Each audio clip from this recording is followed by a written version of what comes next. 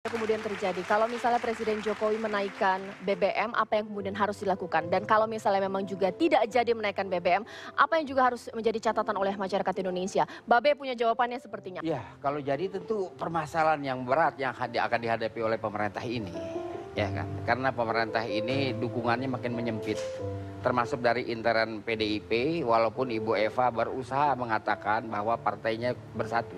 Tapi pernyataan-pernyataan dari orang-orang seperti tokoh-tokoh seperti Marwarar, Oneng dan siapa lagi itu, Effendi itu tidak mendukung apa yang Ibu katakan. Ini akan berat buat pemerintah ini.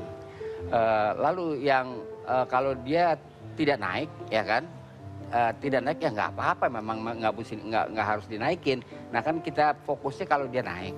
Nah untuk itu saya kira syarat itu Menteri SDM, karena dia pernah di Pertamina kan, dia kan tentunya tahu mafia perminyakan. Jadi bukan dia ngata-ngatain rakyat, apalagi dia bicara sesuatu yang dia tidak tahu. Dia kan tidak tahu tentang rakyat dari apa-apa. Dia punya indikasi bahwa rakyat Indonesia malas. Kan nggak ada yang bisa dia tunjukkan sebagai bukti bahwa rakyat Indonesia itu malas.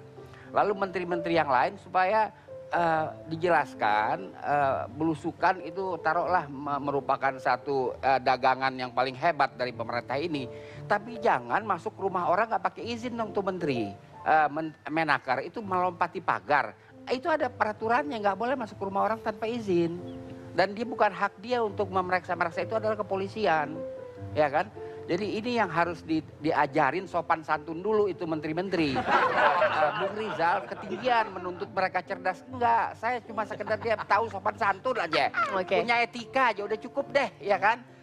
Kelebihan kita nuntut dia cerdas, kelebihan banget. Kelebihan banget. Pemerintah ini dituntut cerdas. Oh, itu mimpi. Baik, Pak Rizal, sebenarnya kalau misalnya ini ya, BBM jadi dinaikkan, kira-kira catatan untuk masyarakat dan juga untuk sistem politik kita khususnya legislatif ini menyikapinya seperti apa ini? Seperti saya katakan hati-hati, bisa-bisa ini jebakan, ya kalau naiknya kemahalan bisa, ini kan udah siap-siap semua nih mau impeach, ya.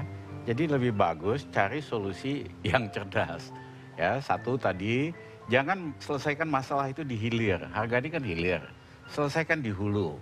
Yaitu apa itu? Sikat mafia migas.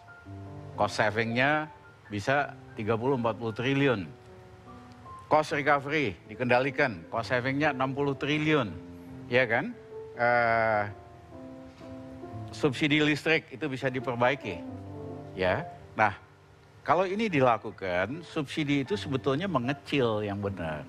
Apalagi kalau tadi dipakai cara kami untuk bikin BBM rakyat. Negara malah untung.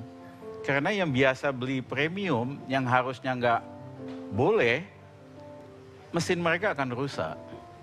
Ya, jadi banyak sekali cara-cara yang akan membuat rakyat senang, makin cinta Jokowi.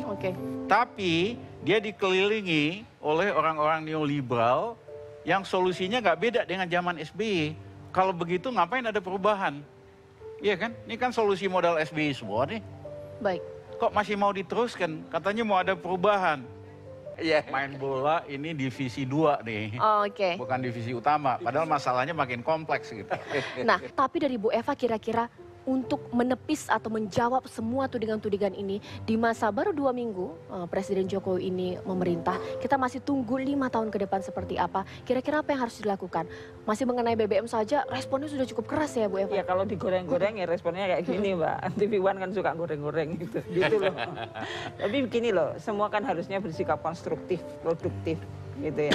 Jadi jangan kemudian orang masih 2 minggu kemudian dimintai pertanggungjawab dan mau diimpeach lagi.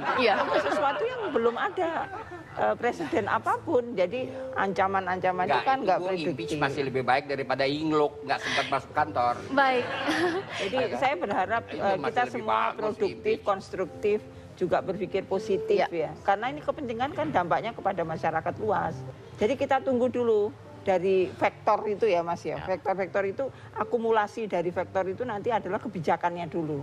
Nah kalau sekarang ada timbul wacana, ada sinikal, ada yang positif, ada yang kemudian mancing-mancing ya. Nanti kita tunggu dulu Pak Jokowi mengumumkan apa. Presidennya itu Jokowi bukan yang lain. Berarti Babe menghimbau ini masyarakat supaya kita tunggu dulu, jangan responnya jangan terlalu berlebihan gitu dari masyarakat. Rakyat dong, masa rakyat ngomong aja kagak boleh, dibilang sinikal segala macam. Ya kan katanya PDIP partai rakyat, gitu rakyat ngomong kagak boleh. Rakyat kan boleh ngomong, kok menteri pakai tato? Di majelis taklim sekarang diomongin, kok masa mau dibilang sinikal itu? Ya kan jangan dibilang sinikal, itu nggak boleh. Tidak boleh, itu hak Pak. rakyat. Betul, itu adalah betul. ulama-ulama besar sekarang di majelis taklim mempersoalkan menteri pakai tato. Itu hak rakyat untuk bicara dong. Betul, betul. Ya kan dia Jadi, pejabat publik, masa nggak boleh diomongin? Tidak. Emangnya Jokowi apaan nggak boleh diomongin? Kan dia bukan Tuhan. Dengar, Pak. Kecuali dia Tuhan, Baik. baru ibu larang kita omongin. Tidak ada pelarangan, tetapi pro dan kon itu wajar dalam demokrasi. Nah, yang pro itu adalah positif, yang kons itu biasanya sinikal gitu loh Pak. Nggak ada pelarangan. Loh kontra emang Nggak boleh, nggak boleh Kontra larang. emang nggak boleh? Nggak boleh. Kan Jokowi nggak aklamasi. Pak. Dia menang berapa? Saya tidak kemarin? mengatakan pelarangan untuk bicara Pak. Tidak ada. Tidak pernah ada. Tolong diputar lagi. Ya diputar lagi juga nggak ada gunanya karena saya ingat ibu mengatakan itu ada yang pro, ada yang kon. Kon Ya. itu sinikal. Yang nggak milih dia kan ada 60 juta orang, itu sinikal. Loh enggak, iya. Tapi begini loh Pak. Tidak dilarang mau sinikal kayak mau positif kayak itu tidak dilarang. Jadi boleh lanjutkan Bapak untuk mengkritik lanjutkan. Baik, begini saya nggak loh. usah disuruh-suruh. Lah, Saya Baik. udah bertahun-tahun menghajar pemerintahan. Iya, Baik, nanti kan Babe. Nggak Bapak, usah saya disuruh-suruh. Bapak Baik, kan Babe. menuduh saya Iya. melarang ngomong. Itu yang nggak Itu benar. ukuran saya, Baik. ibu melarang Kesimpulannya, orang bicara. Nggak ada pelarangan, saya nggak pernah bahwa melarang. kritik boleh kita lakukan asal itu merupakan kritik membangun karena pastinya kita menginginkan bahwa Indonesia lebih baik lagi ke depannya. Teman-teman saya di sini pasti setuju gantian ya. saya ngomong sekarang ya, Heeh. nggak boleh dilarang. Ini kalau saya lihat, kalau misalnya jadi naik 30% ya, ini membantu menurunkan 30% orang miskin. Oke. Karena dari hitungan saya, 20%-nya orang miskin yang makan 3 kali, karena harga naik, makan sekali, sakit, mati. Terus kemudian 10%-nya nyekolahin anaknya nggak bisa, akhirnya stres, bunuh diri, mati. Aduh. Sehingga Indonesia tidak lagi di bawah garis kemiskinan, tapi tepat di garisnya. Miskin juga. Kalau saya melihat begini Mas Oh, Coki, gimana? ini saya kan pengalaman lagi-lagi 10 tahun memimpin Indonesia nih. Saya pernah menurunkan harga BBM karena apa? luar Ini biasa. penting diperhatikan masyarakat Indonesia. Saat itu ada 2 orang saudara datang ke istana, Pak Siregar sama Pak Lubis. Beliau bilang begini, Pak SBY, kapan BBM menurun? Tahu kami sudah banyak, cari duit pasar ibu sulit.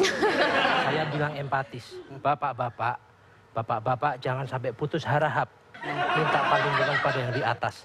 Akhirnya BBM saya turunkan, Pak. Dan semua oke. merasa Siregar. Setuju Ya, ya. semuanya selesai, kira-kira begitu. Tapi si Bolon kagak masuk. Dia yang lagi beken. Dia ditusuk sama Panjaitan. Kira-kira lagunya apa yang cocok? Ini ada satu lagu yang merepresentasikan apa yang terjadi di Indonesia saat ini. Judulnya Like a Rolling Stone. Kalau bahasa Jawa bilang Bahasa Jawanya apa? koyok watu glundung. Penyanyinya adalah awalnya Bob Dylan, kemudian di tahun 95 grup asal Inggris Rolling Stone Tapi? menyanyikan penyanyinya Mick Jagger. Iya. Nah ini Pak Ridwan, Mick Jagger dulu punya pabrik petasan di Parung. Di Parung Jonggol. Iya, karena begitu diledakkan Jagger gitu kan. Jeger. Salah ya. Jeger. Jadi intinya adalah bola sudah bergulir, Pak Jokowi sudah memberikan satu maklumat dan janji, ini harus dikawal, masyarakat juga harus Bayar. mendukung sepenuhnya, tetapi ada check and balance supaya negeri ini bisa makmur, Amin. pemerintahan didukung dan legitimate. Ya pemirsa, kalau kita berbicara mengenai isu kenaikan BBM, ini menjadi salah satu isu yang sensitif. Tapi rakyat Indonesia harus tahu bahwa lebih bijak menyikapi ini baru rencana kenaikan BBM. Akan tetapi menjadi catatan oleh Presiden Jokowi untuk lebih menentukan langkah strategis. Karena apabila BBM ini dinaikkan akan melukai rakyat Indonesia.